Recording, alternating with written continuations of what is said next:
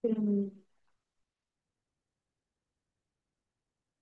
Assalamualaikum warahmatullahi wabarakatuh. Sebelumnya, di sini saya akan mempresentasikan hasil review jurnal yang berjudul Klusterisasi Penyebab Kematian di Indonesia dengan Penerapan Algoritma Kamensi yang ditulis oleh Agus Mersikuwagus, Suherman, Henry Gunawan, dan Ilham Alamsyah. Sebelumnya, perkenalkan nama saya Dipalia Ramadhani dengan NIM SSI 2022 02 988.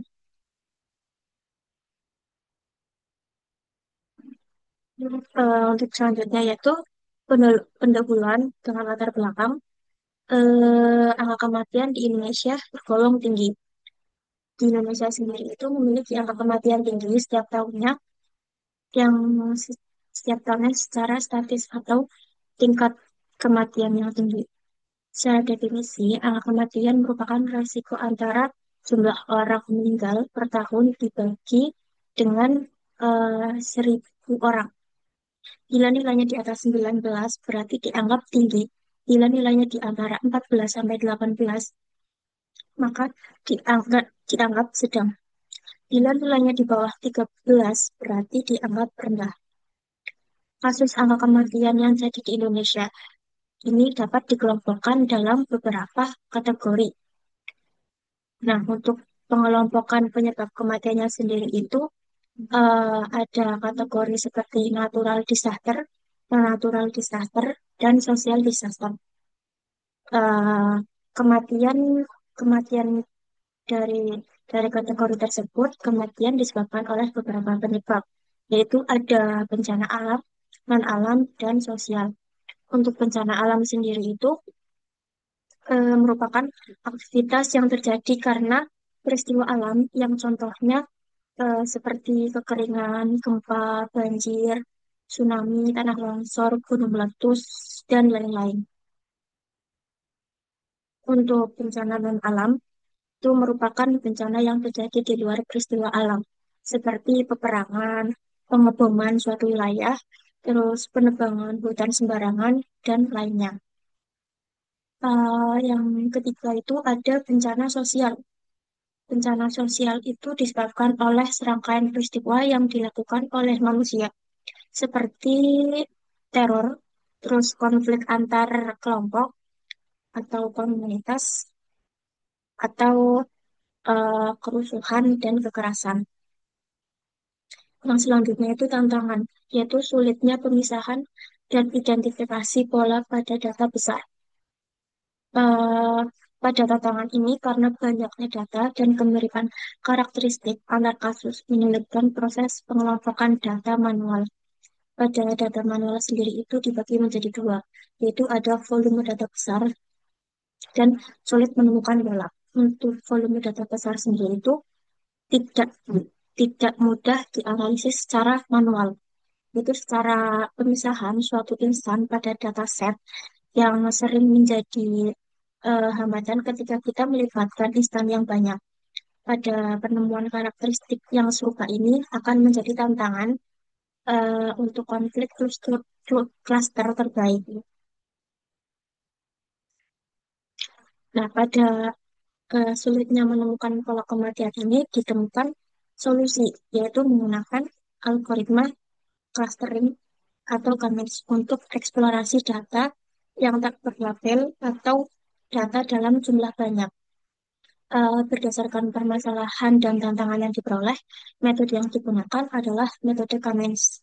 Metode ini sendiri telah diusul dari berbagai peneliti yang menyatakan sukses dalam melakukan clustering.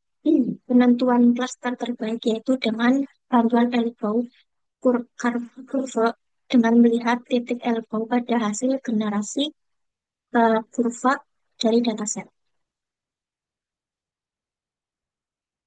Selanjutnya yaitu ada tujuan penelitian. Yang pertama itu mengelompokkan penyebab kematian di Indonesia. Eh, untuk pengelompokannya sendiri itu berdasarkan kemiripan filter fitur data. Pada pengelompokan penyebab kematian di Indonesia itu berdasarkan kategori seperti bencana alam, terus bencana non-alam, dan bencana sosial. Kemudian, kita itu menentukan jumlah klaster optimal K menggunakan LPO method. Nah, setelah itu, setelah menemukan pola atau karakteristik utama dari tiap kelompok penyebab kematian, itu menyajikan visualisasi hasil klaster menggunakan scatter plot dan box plot.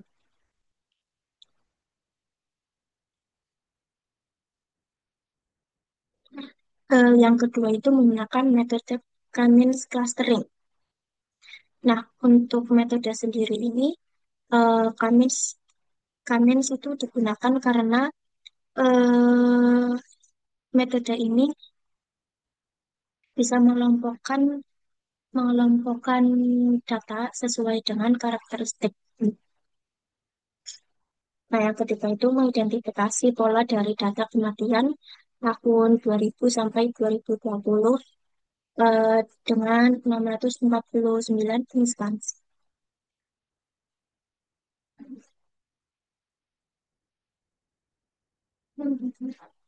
Yang terakhir itu ada menyajikan visualisasi hasil klaster menggunakan scatter plot dan box plot.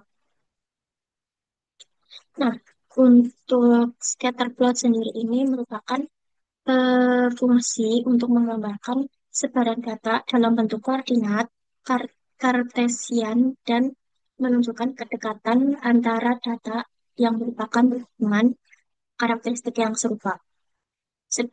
Sedangkan box plot yaitu pembersihan outlier. Nah, untuk evaluasi hasil clustering sendiri itu nanti menggunakan klasifikasi Naive Bayes. Untuk pengujian efektivitas algoritma algoritma Kamin sendiri itu menggunakan dalam proses clusteris data kematian.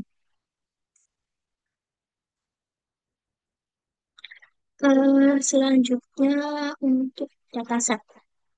Dataset sendiri yang pertama itu ada sumber data kasus kematian di 34 provinsi di Indonesia pada tahun 2000 sampai 2020. Nah, ditinjau dari hasil classification bahwa klarifikasi kematian yang berasal dari sumber sosial itu tidak dapat diprediksi secara akurat. Secara definisi, kematian yang merupakan rasio antara jumlah orang yang meninggal per tahun dibagi dengan 1.000 orang, yang bila nanti itu nilainya di atas 19 berarti dianggap tinggi. Bila nilainya di antara 14 sampai 18 maka dianggap sedang. Bila nilainya di bawah 13 itu berarti dianggap rendah. Nah, untuk dataset sendiri itu yang digunakan itu sebanyak 648 instan yang dimana fitur latar belakang sendiri dari kematian itu eh, merupakan kategori penyebab kematian yang meningkat. Ini disebabkan oleh beberapa faktor yang terjadi di negara Indonesia. Itu mulai dari kematian akibat kecelakaan, bencana alam, hingga akibat penyakit, dan atribut-atribut pendukung lainnya. Nah, dari total 648 data kematian di tahun 2000 sampai 2020 ini mencakup cakupan mengenai kasus kematian pada 34 provinsi di Indonesia. Nah, untuk atribut utamanya itu ada yang pertama itu ada tahun kejadian, di mana tahun kejadiannya itu kan pada tahun 2000 sampai 2020. Untuk total kematiannya sendiri itu 648 insan kematian pada 34 provinsi di Indonesia. Untuk jenis bencananya itu ada bencana alam, dan bencana non-alam, dan bencana sosial. Untuk sumber data, untuk sumber data sendiri itu meninjau dari hasil classification bahwa klarifikasi kematian yang berasal dari sumber sosial tidak dapat diprediksi dengan akurat.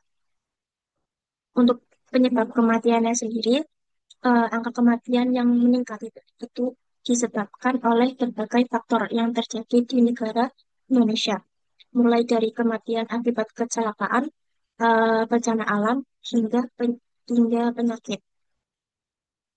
Nah, untuk setiap kematian itu biasanya disebabkan oleh beberapa faktor yang mempengaruhinya. Untuk kasus kematian tersebut dikelompokkan menjadi beberapa kategori berdasarkan faktor yang mempengaruhi kematian, di antaranya seperti bencana, bencana yang berasal dari alam maupun bencana yang berasal dari non-alam.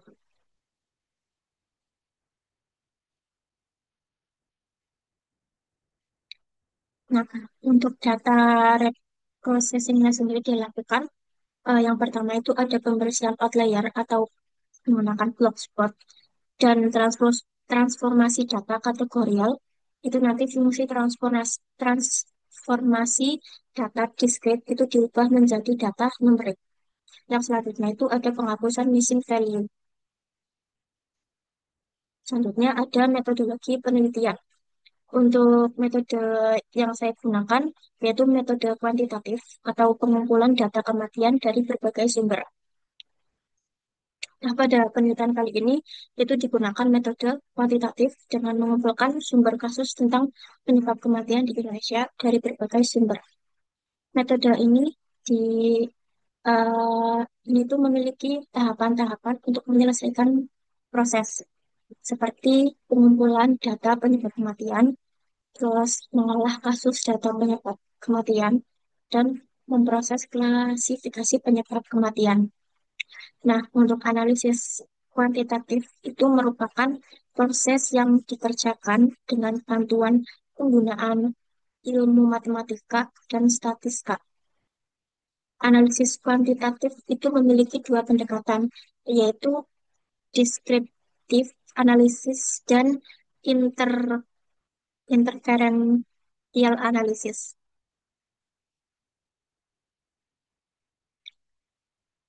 Yang kedua itu ada tahapan utama, yang dimana itu ada data processing, yaitu ada cleansing, transformasi, penanganan, outlier atau missing value.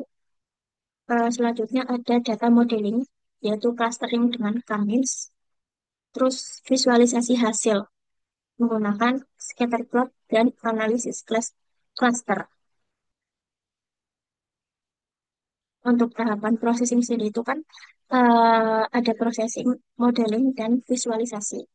Nah, dari alur penelitian ini dilakukan dapat ditunjukkan dengan model PP-Line. PP-Line sendiri itu merupakan penilaian yang mengikuti algoritma K-means yang terdapat eh, pada gambar berikut. Nah, gambar berikut merupakan alur flowchart K-means algoritma.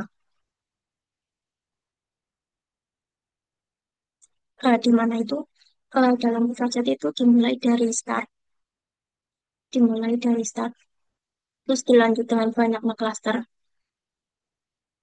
klaster atau data yang kita ambil. Klaster itu kan merupakan pengelompokan data dari beberapa data yang sudah kita ambil. Kemudian menentukan pusat atau menentukan klasternya. Lalu menghitung jarak objek ke pusat. Nah, selanjutnya itu mengelompokkan objek berdasarkan minimum. Selanjutnya ada objek yang harus dipindah.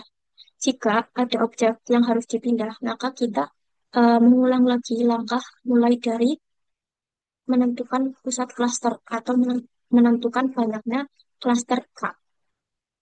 Jika tidak ada data yang perlu dipindah, maka kita akan lanjut tidak dan proses alur flowchart selesai.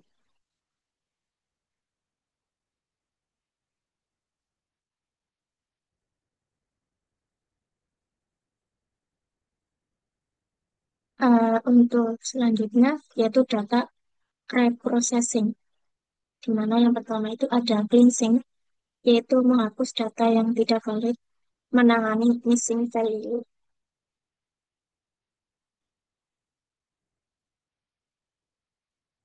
Terus yang kedua ada outlier removal, yaitu menggunakan block spot untuk mendeteksi dan menghapus outlier.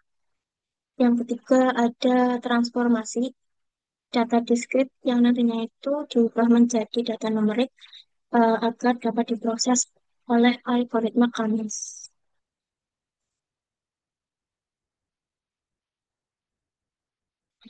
Selanjutnya yaitu algoritma Cummings. Cummings sendiri itu merupakan algoritma clustering yang berbasis jarak umumnya Euclidean, di mana Cummings sendiri itu merupakan teknik yang menggunakan dasar pengelompokan menggunakan jarak dis- distance distance, di mana penggunaan algoritma Cummings ini harus dimulai dengan menentukan jumlah K atau cluster yang jumlah K-nya itu diketahui dengan teknik elbow, di mana elbow curve dan akan memberikan nilai K atau clusternya itu optimal pada posisi elbow-nya. Nah, untuk Cummings clustering sendiri itu adalah suatu algoritma yang paling sederhana dalam pengelompokan dan dilakukan pada Cummings itu adalah proses pemodelan menggunakan pembelajaran yang tidak diawasi dan menggunakan eh, data sistem partisi. Nah, untuk kelebihan Cummings sendiri itu sangat mudah untuk digunakan sehingga belajar itu lebih cepat dan fleksibel. Untuk kekurangan Cummings sendiri itu eh, meliputi titik di di, diinisialisasikan secara yang tidak sengaja sebelum algoritma itu dijalankan, sehingga pengelompokan datanya itu dihasilkan dapat berbeda-beda. Nah, untuk menentukan K atau klasernya menjadi salah satu penentu agar proses lebih efektif dan mendapatkan hasil yang diharapkan pada penentuan K. Jika tidak ada jaminan bahwa akan kumpulnya klaster yang terbaik. Selanjutnya itu proses. Nah, data itu nanti dikelompokkan ke dalam klaster, yaitu yang berdasarkan kemiripan fitur. Untuk proses sendiri itu ada beberapa. Yang pertama itu kita dimulai dari analisis data. Analisis data itu pada bagian itu menjelaskan mengenai analisis yang akan dilakukan dengan teknik clustering. Nah, teknik analisis data set ini eh, diperlukan sajian dataset mengenai pemanggilan dataset yang lebih dalam. Untuk yang kedua itu atribut dataset. Untuk atribut sendiri itu merupakan kumpulan data yang telah diperoleh melalui studi literatur yang berisikan 7 atribut dan terdapat 648 instan. Selanjutnya ada data mining proses. Untuk data proses pada data mining ini selalu mengedepankan pemanggilan pada informasi pada dataset. Selanjutnya itu ada proses penyajian clustering, di mana menguji model classification yang telah dibuat sebelumnya dan kumpulan data itu yang diuji diperlukan untuk mengetahui hasil klasifikasinya. Selanjutnya itu ada confusion matrix, di mana matriks ini tuh menyajikan ringkasan hasil prediksi model dibandingkan dengan nilai yang sebenarnya atau aktual dalam bentuk tabel. Selanjutnya itu ada distribusi atau proses penyaluran dan ada box plot.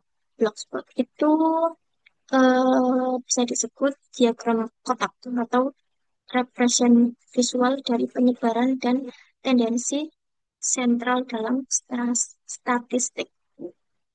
Selanjutnya itu ada scatter plot atau diagram pencar.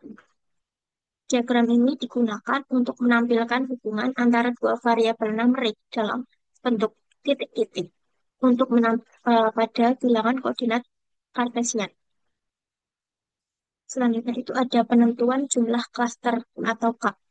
yaitu menggunakan metode elbow curve untuk menemukan titik cut atau cluster optimalnya. Untuk selanjutnya yaitu visualisasi dan evaluasi. Untuk yang pertama itu scatter plot, yaitu digunakan untuk menggambarkan sebaran data dan hasil klasterisasi. Nah, untuk scatter plot sendiri ini dapat menunjukkan kedekatan antara data yang merupakan hubungan karakteristik itu yang serupa. Sehingga pada grafik ini juga dapat memberikan pengetahuan mengenai arah pergerakan data menurut klaster. Yang kedua itu ada evaluasi hasil clustering. Analisis distribusi data pada tiap klaster dan interpretasi karakteristik tiap kelompok. Nah, untuk selanjutnya itu ada hasil penelitian. Di hasil penelitian ini, kami berhasil melombakan data ke beberapa clustering, klaster utama sesuai kategori penyebab kematian. Yang kedua itu klasifikasi tambahan. Itu yang dilakukan metode klasifikasi untuk menguji prediksi, namun hasilnya hanya 63%. Selanjutnya kendala kematian itu diakibatkan oleh bencana sosial yang sulit diprediksi secara manual. Dan hasil klasifikasinya itu untuk kategori ini sangat rendah.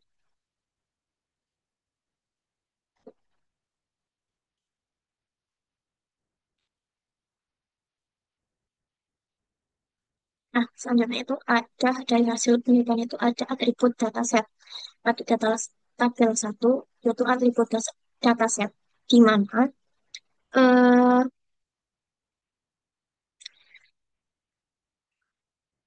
di mana atribut di sini itu ada nama, jenis, dan deskripsi yang terdiri dari 8 data yang disampaikan ada dari atribut numerik dan kategorialnya. Yang contohnya itu seperti tahun atau tahun kematian dan total death atau jumlah kematian. Terus tipe atau kategori kematian seperti bencana alam atau bencana non-alam, bencana non-alam, dan bencana sosial.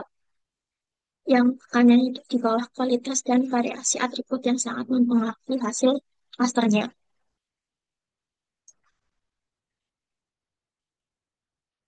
Nah, selanjutnya data mining processing. Untuk hasil penelitian ini ada data mining proses ini. Di bulan ini penelitian yang dilakukan bisa dilihat pada gambar nomor 2 dari rangkaian proses yang disusun mengikuti kaidah proses siklus data mining, di mana siklus tersebut itu meliputi data processing, data reprocessing, data modeling, dan visualisasi.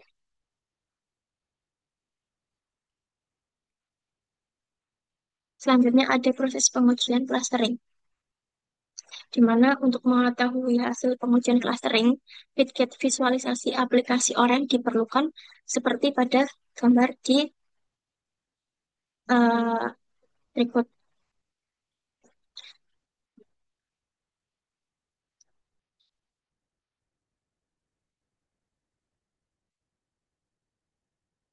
Selanjutnya ada proses pengujian clustering yang menggunakan proses eh, dataset yang apabila divisualisasikan menggunakan tabel. Ini seperti pada gambar berikut pada gambar 4. Selanjutnya ada proses continuous matrix, di mana continuous matrix ini menunjukkan bahwa bencana alam yang memiliki angka kematian tinggi itu dibandingkan dengan dua kategori lainnya, penyebab kematian akibat bencana alam itu berjumlah 497 497 kasus penyebab kematian bencana alam. yang memiliki 137 kasus kematian. Dan bencana sosial memiliki jumlah penyebab kematian yang paling sedikit yaitu berjumlah 18 kasus kematian. 18 kasus kematian.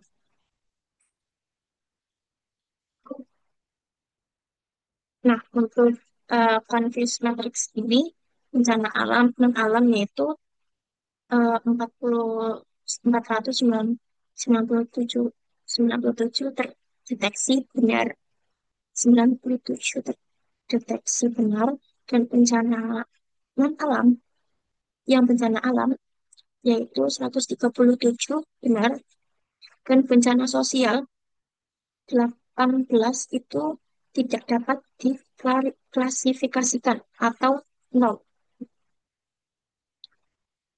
Nah, setelah selain clustering ini, klasifikasi itu juga dilakukan untuk memverifikasi hasil. Namun karena jumlah yang data sosial yang sedikit, yaitu sebanyak 18 insan, jadi itu akurasinya itu rendah. Selanjutnya ada box plot. Pada gambar berikut ini ada tiga klaster yang mewakili tiga klaster, yaitu ada C1 yaitu yang menunjukkan kematian yang disebabkan oleh bencana alam. Untuk C2 yaitu menunjukkan kematian berdasarkan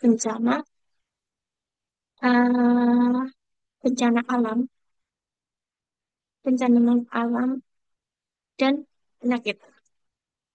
Seperti contohnya itu seperti bencana alam dan penyakit.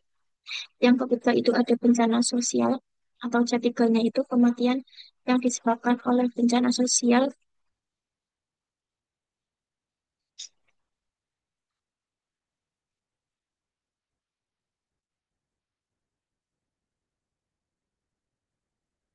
Nah, untuk C1 sendiri itu ada bencana alamnya ini. Terus bencana non alam atau yang disebabkan karena penyakit dengan jumlah kasus kematian yang besar. Dan yang ketiga itu ada bencana sosial, di mana jumlah kematian ini yang paling sedikit. Bisa juga disampaikan bagaimana visualisasi membantu membedakan klaster dengan mudah. Untuk untuk distribusi klasternya sendiri itu ada C2, di mana ada 353 kasus, dan C1-nya itu ada 55 kasus, dan C3-nya itu ada 0 kasus yang terprediksi oleh klasifikasi, di mana dari tiga klaster tersebut itu eh, warna C2 memiliki garis warna merah atau yang paling panjang, menandakan menandakan bahwa C2 ini memiliki angka tingkat kematian yang tinggi dibandingkan kedua lainnya. Selanjutnya ada scatter plot, di mana pada gambar 8 ini adalah hasil dari scatter plot dari kasus data penyebab kematian di Indonesia pada icon X, mana, mana? Nah, pada icon X yang merah di gambar itu menunjukkan banyaknya kematian yang disebabkan oleh bencana non alam dan penyakit yang menjadi nomor satu penyebab kematian tertinggi di Indonesia, dan disusul oleh bencana yang kedua yaitu bencana yang disebabkan oleh kematian, dan yang urutan ketiga itu atau urutan terakhir itu disebabkan oleh bencana sosial sebagai penyebab kematian di Indonesia.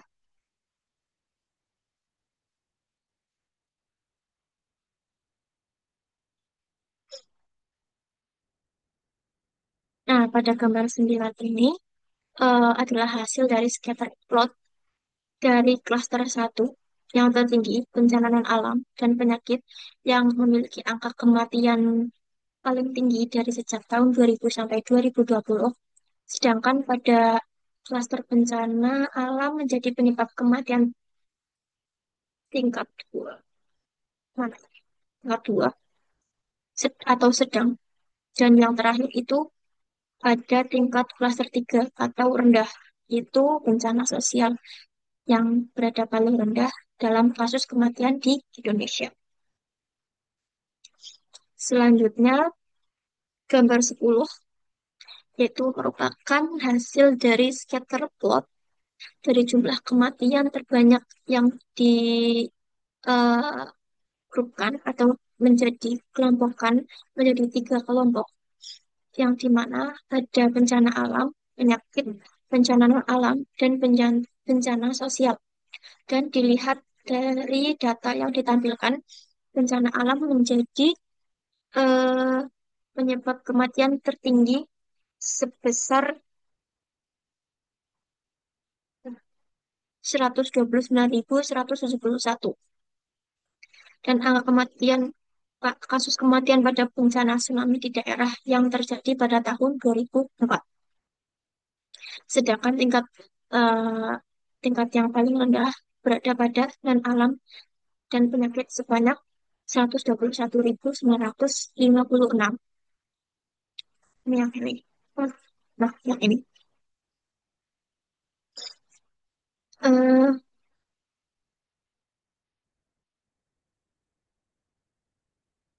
s- Selanjutnya yaitu kesimpulan. Kesimpulan dari hasil penelitian data ini dengan teknik cluster menggunakan algoritma Cummings pada kasus data kematian di Indonesia adalah satu, menggunakan fitur selection seperti here, data redundancy, total date, source atau source URL, cause back at source menghasilkan cluster yang will separate, terus menentukan jumlah K dengan klasternya itu 3 pada algoritma Cummings yang memberikan dampak pada proses pemisahan. Untuk yang terakhir, penentuan jumlah K dengan bantuan metode LBOW mendapatkan klaster 3 atau K3 yang merupakan jumlah klaster efektif untuk memperoleh klaster. Terima kasih atas perhatiannya. Mungkin sekian presentasi dari saya. Mohon maaf apabila ada salah kata atau dalam penyampaian saya. Sekian, wassalamualaikum warahmatullahi wabarakatuh.